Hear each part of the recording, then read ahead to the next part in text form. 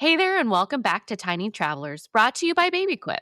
If you've ever dreamed of raising confident, curious little adventurers, but find yourself wondering how to make it past baggage claim without a breakdown, theirs or yours, you're in the right place. Welcome to Tiny Travelers, brought to you by BabyQuip, the family travel podcast where we make traveling with little ones easier, smarter, and more fun.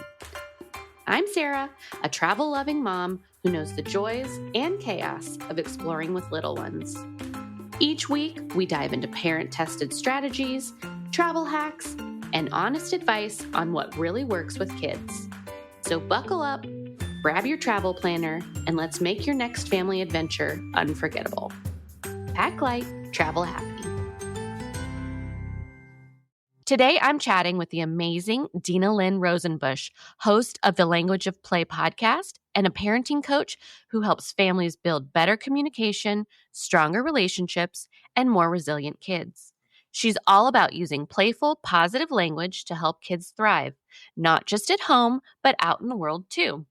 Whether you're road tripping, flying, or just trying to survive a grocery store run, Dinalynn has real tools and mindset shifts that make a big difference.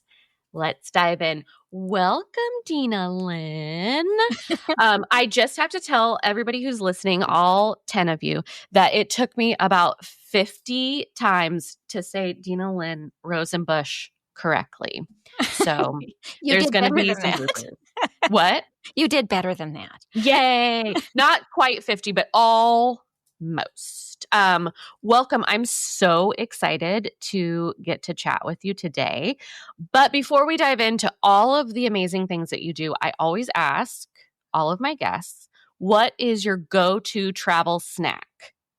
Carrots and hummus. Carrots and hummus. Ooh, that's a good classic Either that one. or carrots and guacamole, or celery and guacamole. So usually I chop them up and put them in a Ziploc bag, and then I throw it in my carry-on.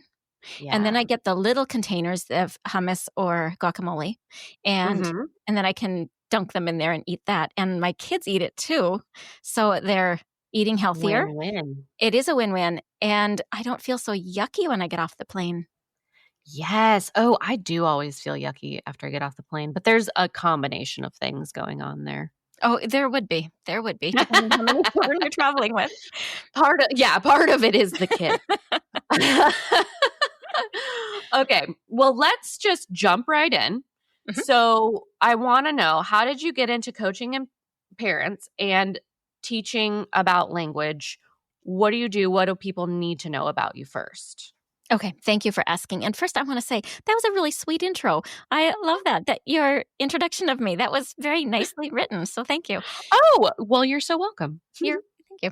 So yeah, my story is that I worked in the schools for 30 years as a speech-language pathologist. And in that time, I regularly saw that kids were just barely not qualifying, or we'd see kids that we wanted to help and we knew that they weren't low enough to get services. Now, as a speech pathologist, I would see the kiddos that definitely got services. That was my job. Mm-hmm. But there's quite a lot of kids that are in this gap where they aren't disabled officially, but there's not much difference between a score of 70 and 71. And depending what scoring system you use, that's the breaking point in Minnesota anyway, where I live. And there's no difference really between those children. And one gets help and one doesn't. And so I found it heartbreaking. And I thought, then fast forward a few years, I resigned that position, and then I think I'm going to be starting my own business. And I want to serve this population where parents are thinking, man, I know my kids' frustration in their communication is because I can't understand them. They don't really know how to say the right word. They don't really know what the right word is, but they know what they want. They're trying to say what they want. They're smart, but we're not connecting. Mm-hmm. And so I wanted to create a place for parents to get the real strategies that we use as speech pathologists that work. Wow. Yeah. Because, in speech pathology, you're working with brain science. You are going right into the minutia of what is going on with this kiddo, and then you're teaching exactly where the gap is, because that's what we do. But then, parents will go to the pediatrician and they'll say, well, looks like they're in the norms. Lots of kids make the R sound wrong at this age. Right. And so then parents say, well, I guess they're in the norm. And then they do nothing and they wait. And over time, the kid gets farther and farther from the norm until finally they end up in my program. But when I can jump in when those kids are 2 and 3 and work on whatever things are going on, we can make such progress, and it can make such a difference for families, because those big tantrums about communication, they melt away. Because now the kid can communicate, whether we're going to pick up some pictures to assist us along the way, or we're going to learn to say our obviously we'll learn to say our sounds, but, like pick up a book to help us, or, start making links, go get the object, pair it with a few sounds, if they're really young, whatever it is. And of course, the kids that truly do need speech therapy, they will still need speech therapy. They will then get the speech therapy they need when it's time. So anyway, according to the CDC, that is 30% of our population. That is so interesting. And something you said really resonated with me, because I think a lot of those early tantrums, maybe even like kind of those early baby tantrums, probably have a lot to do with communication. I mean, imagine being a child, a baby, a toddler, and not being able to express yourself and just really wanting to be able to tell mom and dad, grandma, grandpa, caregiver, whatever you're trying to say.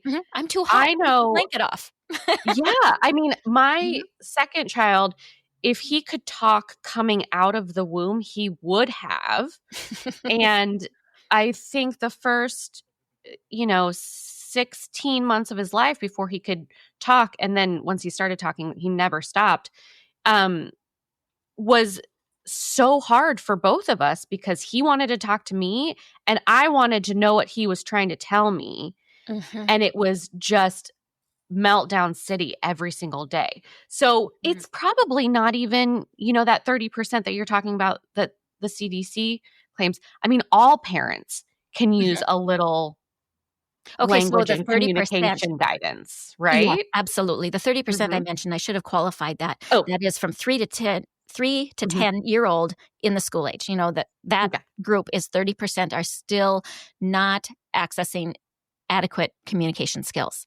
Wow. When you're talking about toddlers and the 16-month-old, like you said, that's 100% or maybe 90%. Very few kids are really talking well at that point, and very few parents say, I always know what my child is saying. You're like, wow, that's groundbreaking, Sarah. Good job.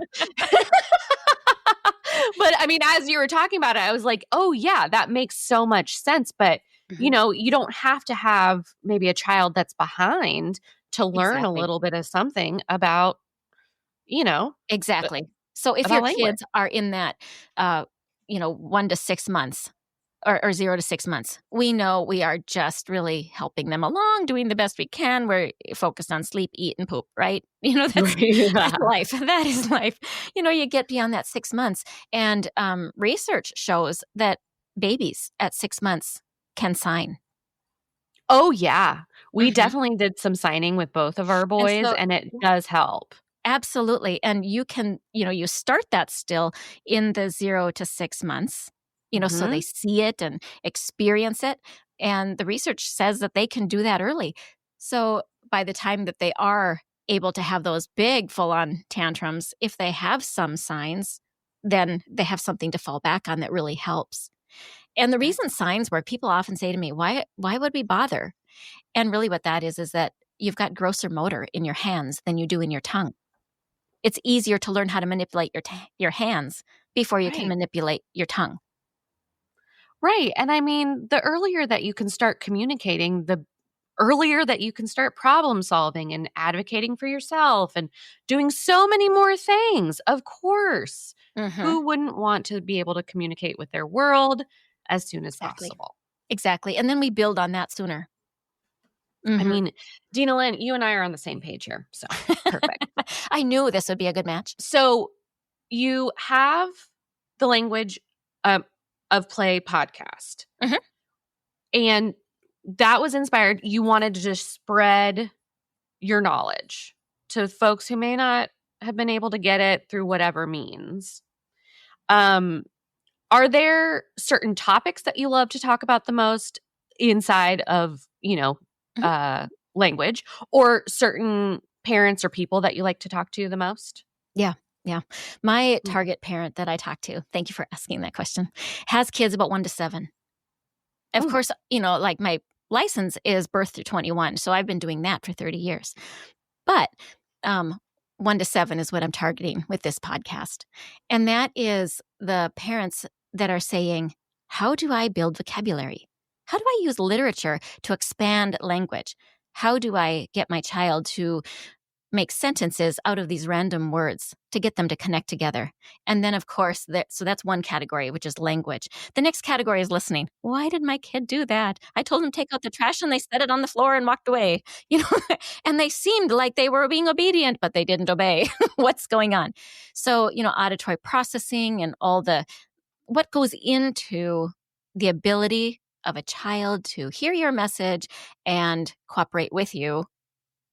And then the third area that I focus on is speech.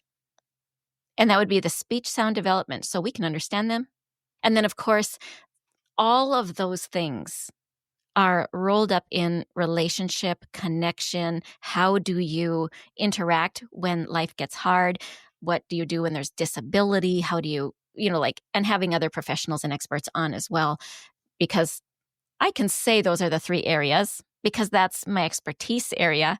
But we know that none of it matters if we are struggling with our relationship or we don't know how to help our kids to feel their feelings. Yes. Yeah. We all need to feel our feelings, and that can sometimes be the hardest part. Well, and when parents grow up like I grew up, where you didn't talk about that, you didn't express that. And so if you have a negative feeling, you need to stuff it. And if you have a positive feeling, it's fair game to talk about. But not too much. But not too much. Right. And so, like when we grow up, like when I grow up that way, and then that was standard for the culture at the time. And then I raise kids, they're being taught what I know, aren't they?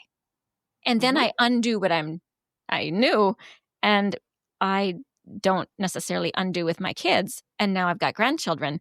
And so we're undoing a lot better. And my kids are learning. Isn't that why a lot of people are like, okay, that's not the same mom that raised me. Right. That grandma is a lot nicer. I mean, you do learn a lot through the years, right? The more I learn, the more I've said I'm sorry to my kids. Guess what I learned today? Oh my gosh. I say I'm sorry all the time. Yeah. Literally to everybody, but to my kids a lot. Yeah. Well, I'm talking about my adult children. I'm saying sorry for different things. And I say to them, I did that with you. Don't do that. Yes. Yeah. Well, it's nice that you're passing on some advice to them as well. So, this is a travel podcast, so we should probably weave in some travel. Absolutely. I'm excited about this. Also, we love travel around here. So when it comes to travel, I think a lot of parents are focused on logistics, packing the gear, getting the right things, making sure we have all the stuff, but not communication with their kids. And so can you talk a little bit about what role language has and language play has in helping kids feel more secure and maybe prepared for travel? I sure can. Yes, and I'm excited to. So I'll break that down into 3 age groups. The first age group is the very, very little. We're talking the infant. And the thing I want to say about the infant is that they absorb our energy.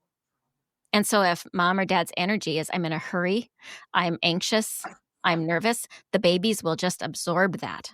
And they will be more fussy, largely because they can't express all of the feelings. They can't emote them, to get rid of them.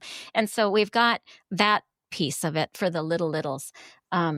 So having smells that are familiar is helpful. Having mom and dad have ways to calm themselves. So when mom and dad practice and get better at maybe meditation or breathing practices or whatever it is, all of this will transfer to the children. And so that's all I'm going to say for the very, very littles. For the kiddos that are like maybe 1 to 3, If you can minimize the surprises, that would be really helpful. So what we do as parents, oftentimes we think we're going to Disney World, let's surprise them. And the child is swooped up out of the house. They don't really know why. And we say, it's a surprise. And they feel your anxious energy, and they can't tell the difference between energy that is angry or happy. They just know that it's high energy. And then you're taking them to an unfamiliar place in unfamiliar people, and they see you're very busy, and you've got suitcases, and they feel unglued. Yeah. If you can tell them up front, especially with, like, say, those I do that with even up to age 7. Minimize the surprises. Let them know what's going to happen. One of the other ways that we can do this is plan ahead. Get as much time involved so that when we get there and the child finds the ant on the floor, we have time to say, yes, there's an ant on the floor. And then they find the big brass circle and they wonder, what is it? And you talk about the outlets. And then you move on a little further and they see something else and something else and something else. If we are able to plan in time to be able to answer the questions and be present with them as they are engaging in the world we just brought them in, because they are not engaged in, I'm going to someplace else. They are engaged in, I am right here, right now. Because kids are always right here, right now. And if we swoop them through the right here, right now, they feel unglued. And so if we can talk about what is here and now, that will also help them to calm down quite a bit. If we warn them what's coming up before it happens. Now, with a 1 to 3-year-old, your warning is going to be more like pictures and books ahead of time at home before you get started. I mean, this works too for the 4 to 7-year-old. Absolutely. Sure. It's really important, but I'll get to that in a minute. So with the 1 to 3, if you just have some pictures, this is what an airplane looks like. Here's a stroller. Here's what the walkway is going to look like. Here's a moving walkway. And this is what it's going to be like, and it's going to be fun. And then you put into it your own curiosity. And if I was to give one tip for the energy that comes at the experience with our 1 to 3-year-olds, it's curiosity. You be curious with them about everything they see and everything they smell and everything they feel. Talk about the temperature, the air, everything that goes on, put words to it. And in as much as you can, tell them ahead of time. Right. Because then when it happens and you say it again, then they're going to connect the dots. They're not going to connect the dots because you said it ahead of time. They're going to connect the dots when you say it again, after you've already said it before they got there and they've had the experience. It's like the telling ahead plus the experience equals, or plus telling it again equals, I get it now. Yep. You know, you need all of that in that 1 to 3. Yeah. And then, of course, validate how it is that they're feeling. Oh, you are feeling tired. Do you want me to pick you up for a little while? Or, you know, whatever it is that's going on, to help them have words for the experience, but also to validate what's going on inside of them. Yeah. Yeah. So this big pod, and I'll just say too, don't surprise, lessen the hurry, stay curious, prepare with pictures, and validate them. All of this is your 1 to 3. That's your meat and potatoes of 1 to 3. And you'll have a good trip. Yeah. Now, when you have a little older kids, let's say 4 to 7, you want to do all that stuff too, but you're going to expand it. And you're going to expand it into actual education about what you're going to do. So if they're going to experience, they're going to a zoo and they're going to see an elephant and a few other things, you're actually going to talk about the things that they are interested in. And one of the things we know about 4-year-olds is they love to talk potty talk. That is the funniest thing in the world. So if you're going to go to the zoo, you're going to talk about how the elephant's poop looks different than the giraffe's poop. Unfortunately or fortunately, depending on if you like elephant poop or not. Well, in general, I'm talking about their experience again, aren't I? Right. But also now you're dragging in their interest. So if you've got a little one that loves princess and you're at Disney World, you're going to make time for the princess and be with the princess, but then you're going to read princess books before you go. Maybe you're going to take out a map, not that they understand maps at 4 to 7, but you can give them an orientation. Here's where the castle is over here, and here's where the water is over here, to give them some sort of orientation. And then when you're in the environment, again, you talk about it, and then they remember the map, and they have an orientation. So all of this is like the pre-teaching and the adding to, and ultimately they will hold on to that so that the next time when they're older and you actually are trying to teach maps, they have an incredible bump up in their ability to learn more rapidly. It's probably also giving them some language to talk about these new experiences with. All of it is vocabulary. All of it. Mm-hmm. Absolutely. It's vocabulary not just about the feelings like we talked about, but it's vocabulary that is future tense, past tense. It's the prepositions. It's, like you're going into, you're coming out of, we're putting something above, below. All of the vocabulary and sentence structures that go into our normal conversations, and we have those conversations with our kids, then they build that language, and then they're able to eventually vomit that out at you. And I say that because you just talked about your little one. Yes. Oh, yes. And other ones.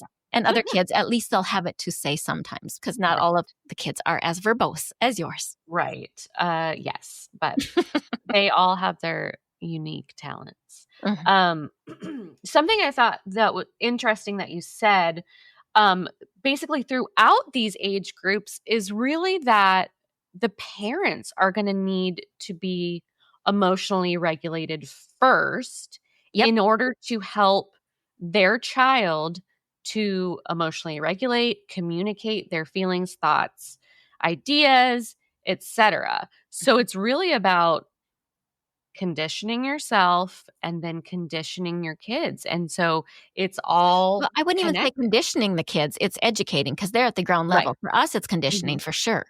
For them, they're just like they're just learning it all brand new. Yeah, everything's brand new. And when we can keep that in mind, that everything is brand new, it helps us understand why the exciting surprise we have for them shouldn't really be a surprise, because what we don't say is still going to be just as surprising. Right, right. Oh, there's one other thing I want to add for the older kids, the 4 to 7s, and that's gamifying. If you can gamify your steps along the way, that really helps too. And of course, that would be putting language to everything. And so maybe your game is going to be identifying different words in different languages. If you're traveling internationally, maybe you're going to talk about the different clothing that they're going to experience, and maybe they can put on that clothing and costume or whatnot. Maybe they will be able to talk about what it is they're doing and practice the doings that are going to be happening to make it into gamify kind of situation. Oh, that's fun. I love that. Yes. Make just the kind of mundane things fun. And it'll be more fun for the parent too. Yep. Much to my own chagrin, I'm not the play parent, but when I do step out of my comfort zone and start playing a little bit and getting silly and goofy, it does make things a lot easier and kind of more fun. So let me give you a pass on this. Oh, good. Okay. A lot of parents think that play means silly and goofy, but play is bigger and broader than that. Play is also that curiosity. Play is also, do you remember when we looked at the map and we saw the castle on this side? Can you remember? I wonder. And you get into that state of I wonder. That is also part of play. Play isn't only the silly. It is not only Legos, but it is a state of mind that we get into where we are in wonder, we are in awe, we are in the zone of curiosity. And when you are in that zone, you are in a play mindset, even if you have no giggles. Because your imagination is there with you. And I'm not one to be silly giggly either, but yet I would say I play all the time. Wow. I hope that just like released some tension from some parent somewhere who's, kicking themselves because they're not playing dolls or whatever on the floor with their kids right now. It's okay. Absolutely. Just be curious and ask them some questions about their life. Yeah. And when you get curious and ask questions, if your child is not speaking well, think of it more as narrating. And if you're inviting your child to express themselves because they can, think of it more as a tell me more. Because when you throw out a question, fairly often kids will give you a one-word answer because we are just pattern conditioned to give questions that are like, how are you? They say fine. Like Yep. we are in that pattern. That is kind of a cultural pattern. So we can narrate and we can say, tell me more. And that would be the question asking in a more effective way.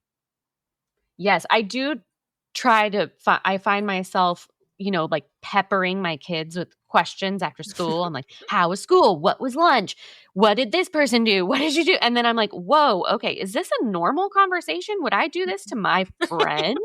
If I, you like meet up at happy hour and you're like, okay, how's work? How is your husband? How are your, like you wouldn't do that normally. So you would have like just a typical conversation, and kids are just typical people with, A less um, mature brain. a less mature brain, right?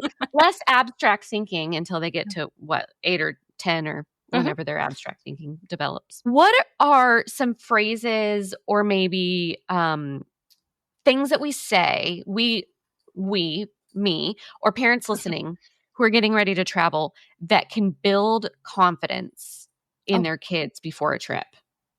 Yes. The language we use with our kids sets the stage for how they're going to respond. Some of the things that they hear us say, and we don't really realize that they are soaking in, might be, oh, I hope this works out. Oh, this is costing a lot of money. Oh man, what if this happens? Oh, I hope the flight doesn't get delayed, blah, blah. Like if we're talking like that, the energy of talking like that, even if they don't understand all the words, kind of soaks into the air. It's in the mood. And if we want to instill confidence in them, what they're going to hear us say is, well, even if the flight is delayed, it's going to be fun. We're going to have a good time. This is wonderful. I'm so glad we get to go. I wonder what we'll see when we get there. The empowering types of statements. Oh, even if it's late, it's no big deal. How do parents handle the conversation about the problems that come up? Because inevitably, every time you travel, there are problems that come up. That's part of travel. 100%. If we start to think of them as adventures. And that was one thing I did right with my kids when they were small, is we started phrasing problems as adventures. Well, how are we going to handle this adventure? Oh, I guess we're taking an adventure now. This is an adventure. So I changed my word for problem entirely. And it was really, really helpful because it set my mindset too, so that I didn't think of it as a problem. I started thinking of it as, well, we have a little challenge, then it's going to be fun, because that's embedded into that word adventure. So the language we use with each other when we're traveling, like as mom and dad, it matters also because your kids are listening even when you think they're not. And then the language that you use with them when the problems happen, because they do, it matters. And if we can get ourselves into that state of, this is fun, I wonder what's next, I'm going to do this. And even ask your kids, how should we handle this? Because it opens their brain to the idea that there's more than one solution. I love that. That kind of leads me right to my next kind of question train of thought, because what we've been talking about today is kind of mentally preparing your kids, communicating with them before the trip. So much happens before the trip even happens. And I hope we're not scaring parents into not traveling, because it's not. No, it's only about whether a ton of stuff before the trip happens. Just, it's all in the daily life process, but it just makes it smoother. Right. You're just kind of breaking them in to the travel situation.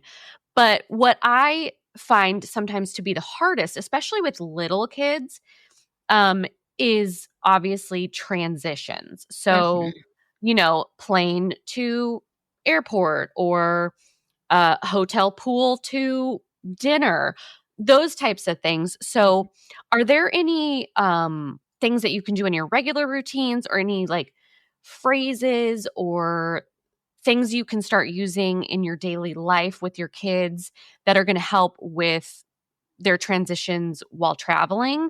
I mean, I'm assuming that will probably help in their daily life too, while we're traveling. I think it's because true. That tends to be the most, things just go right out the window and everybody's Right. And the transition is always hard for kids. And so 100%. preparation for transition makes a big difference, to let your kids know that, this is what's going to happen. And this is part of the planning. When you are talking about what's going to happen ahead of time, is part of transition planning. Because then when you're about to do the transition, like, say, I'll use the example you gave, you're sitting on the plane and you're going to come down to land, and you say, remember when we were reading that book? We're going to feel the plane land now. It's going to bump a little bit. Ready for it? And then you're saying what's going on next, and you're warning them what's going on next. And then you can tell them, and after the plane comes to a stop, we don't get to get off right away. We have to wait for all those people ahead of us to get off. And so I know you want to get up, but we still have to wait. I'll let you stand, but you can't leave. So we tell them what's going to happen. And then when people are starting to get off, our turn is coming. Can you tell that our turn is coming? All of these things lead our kids along. And so let's say they're in the pool and they're having fun. They do not want to get out of the pool. This is the other example, of course, you gave. And you tell them, we have X number of minutes. And of course, that depends on the age of your child, what they understand for time. And we have this glorious experience when kids are under 4, or even 5, that they really don't have a good handle, maybe even under 6. They don't have a good handle on their sense of time. So you can say 2 minutes and it can be an hour, and you can say 2 minutes and it can be 30 seconds. You can say 2 minutes, they do it immediately. Like a lot of kids do not sense it. So if we tell our children that they need to get out in 2 minutes, 10 minutes, they'll say, okay. Then they won't get out. Don't get mad at them. They don't know time. They don't have an internal clock that 10 minutes has passed. Right. So then we say to them again, okay, the time is up, but I don't want to. I know you don't want to. Acknowledge, validate. I know you don't want to.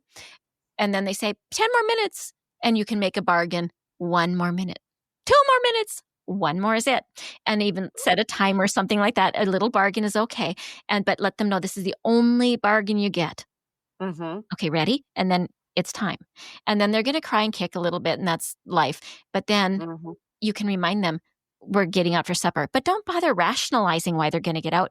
You need to get out because it's supper time. That doesn't go anywhere. That's set up for an argument.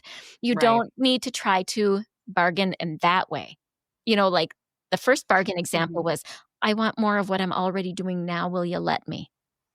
I love what I'm doing now. Can I stay? That's a little different bargain because they're setting it and they're asking. It's a request.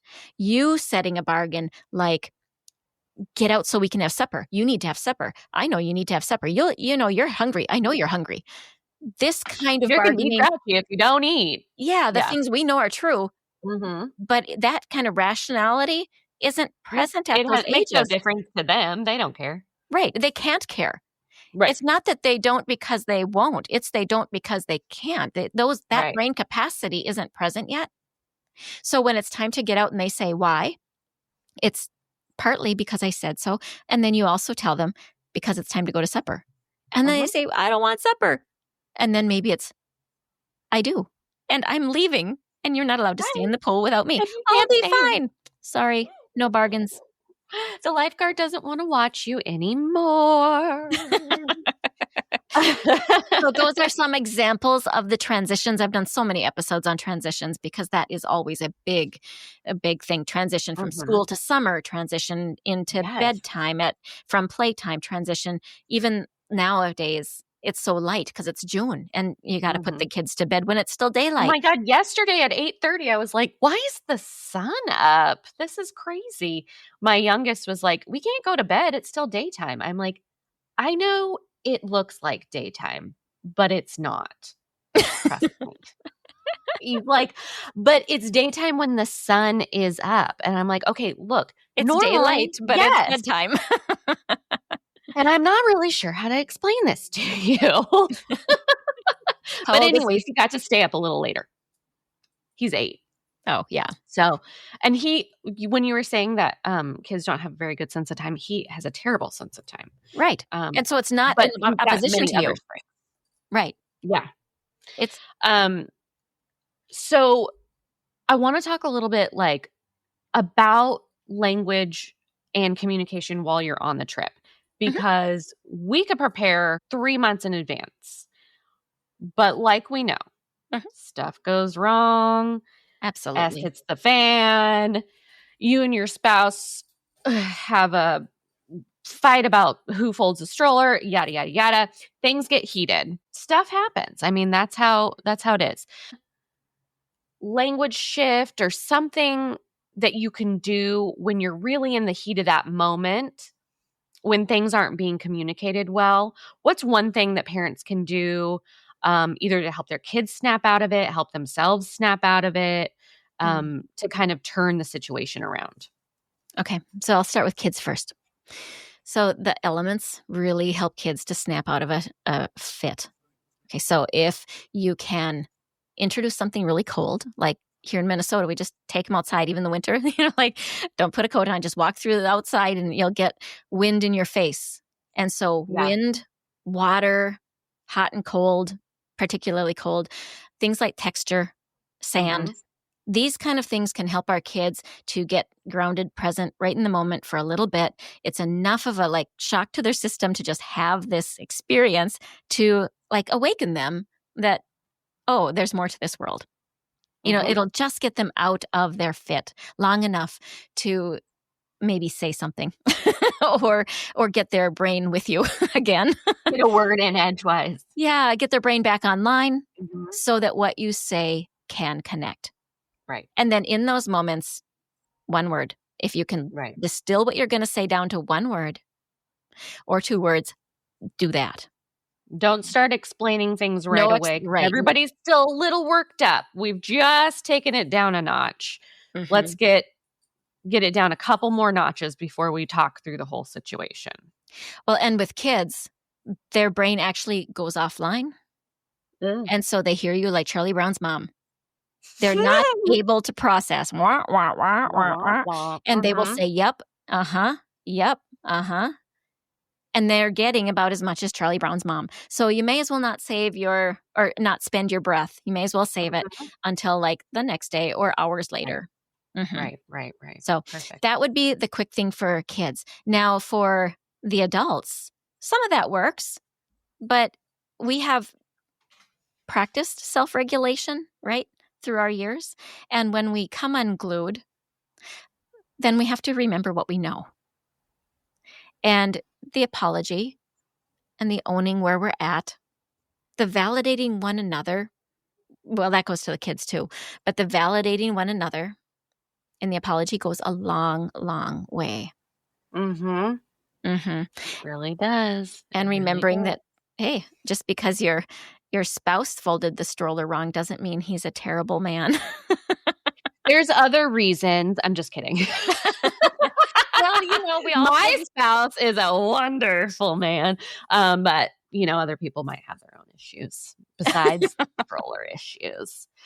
My last question, I'm just curious, have you ever worked with a family who's going to be traveling and worked on traveling sort of issues or do you have a story about traveling with your own kids? I do. So I've got a couple.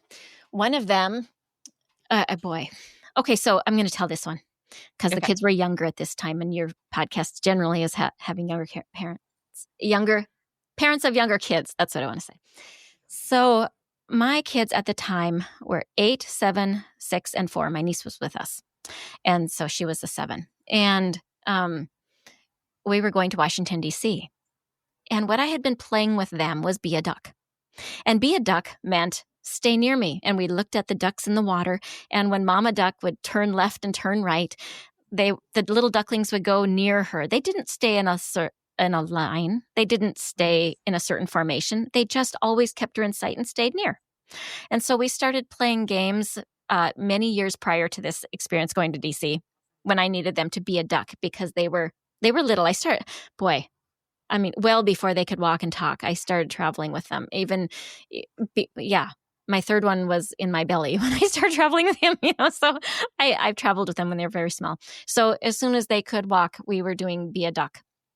And then And then during this Washington, D.C. time, what had happened was that we had also been practicing directions. So, you know how I said pre-teaching? They're a little bit older at this point. So I took masking tape and I put masking tape on the living room rug that was in the layout of the basic streets of Washington, D.C. So they were just oriented to the basic roads. Where is the monument? Where is the Capitol? Pro tip, don't use masking tape. Use something like painter's tape because masking tape gets into the carpet. That's not good to get out. But anyways, that's a learning.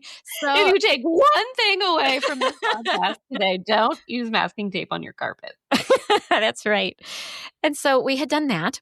And then there's another phrase, and that's what I call basic German Shepherd. So be a duck, and then tape your floor, and basic German Shepherd. And so basic German Shepherd is come sit, stay. And I told them, you're not going anywhere with me. You know, they got to a certain point of disobedience and feistiness. And I said, sure, I'm not taking you anywhere until you can do basic German Shepherd. So we actually practiced some basic German Shepherd, and then they got it again. You know, they had to relearn, oh, this matters now that I'm a little bit older. Yeah, it does. And I will say it one time, and you will do what I say, because I will not travel with you, because I was a single mom. So I was traveling on my own. And so, you know, those were important. And when you do international travel, that's like life-giving importance. You know, that's like life-saving importance. So basic German Shepherd is come, sit, stay. And then be a duck is you stay near me at all times. And then taping the floor is pre-teaching, isn't it? Yeah. What ended up happening was that in the experience of learning how to follow signs and look at maps, they said when we got to the airport, can we lead the way through the airport? And so I said, sure. And of course, they're being a duck, so they're with me. So it's safe, right? Because they're staying with me. And I was reading the signs too, because they're being a duck. So they were leading me through Chicago O'Hare Airport. And they check in with each sign, and they did great. And then on the way back, or while I was in Washington, D.C., I had an appendicitis. I went to the hospital and fly back the next day, and they had to get us home. And I'm a single mom. I'm in a wheelchair. They're pushing my wheelchair because I had just gotten out of the hospital, and that was my flight the next day. Yeah. They would check each other, just like they did with the masking tape on the floor. Like, is this sign? Does this go this way? Yep. Okay. And then they were a duck the whole time. And then when I get to the gate, I would fall asleep because I was like morphine city, you know, like I just got no surgery. And so I just kept falling asleep. So then we had our basic German Shepherd. I would say, sit, stay, and I would fall asleep. Oh. And mind you, their ages were 4, 6, 7, and 8. Whoa. Yeah. Okay. So, you know, like these things that we say about communicating with our kids, we say it partly because we want a happier trip. We want a better trip. But these things are bigger than that. It's not only about their immediate obedience, but, you know, to this day, and right now those kids are 32, 31, 32, 31, 30, and 28. Okay, so that's their age now. They still talk about how they did that.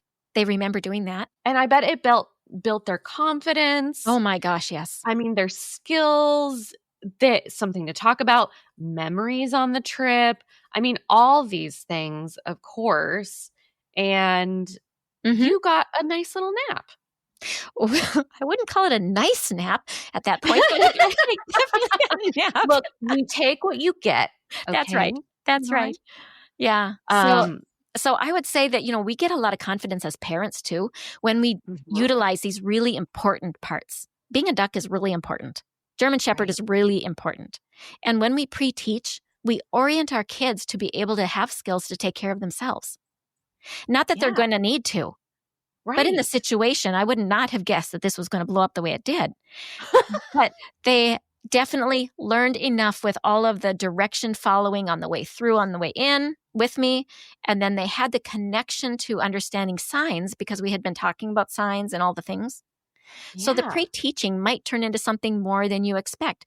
And then one of them goes into architecture and, you know, like, you know, just. Oh my gosh. I bet the people in the airport were watching this little duck parade of mom in a wheelchair and her little baby's pushing her, thinking, wow, she's got it all together. Either that or they thought I was nuts. There's a fine line between the two. You're like, it depends on the day. That's right. Okay. That's right. Dinalynn, thanks so much for being here today and sharing your wisdom. Your insights on how to raise confident tiny travelers and keep our cool in the process were so refreshing and helpful. To all the parents listening, if you loved this episode, share it with a friend who's deep in the toddler trenches or gearing up for their next family trip. And don't forget, if lugging gear has you dreading the airport, BabyQuip's got your back. Rent what you need, skip what you don't, and use code TINYTRAVELERS to save $20 off a $100 rental. Links are in the show notes. And of course, be sure to follow Dinalynn at Language of Play and check out the Language of Play podcast for more tips on connection, communication, and calm. Until next time, wishing you smooth travels and tiny adventurers with big hearts. Thanks for tuning in to another episode of Tiny Travelers. I hope today's episode gave you the inspiration and practical tips to make your next family adventure easier, stress-free, and more fun. If you loved today's episode, head over to the show notes for promo codes and exclusive resources to help you plan unforgettable trips with your little ones. And don't forget to subscribe so you never miss an episode. Happy travels, and I'll see you next time.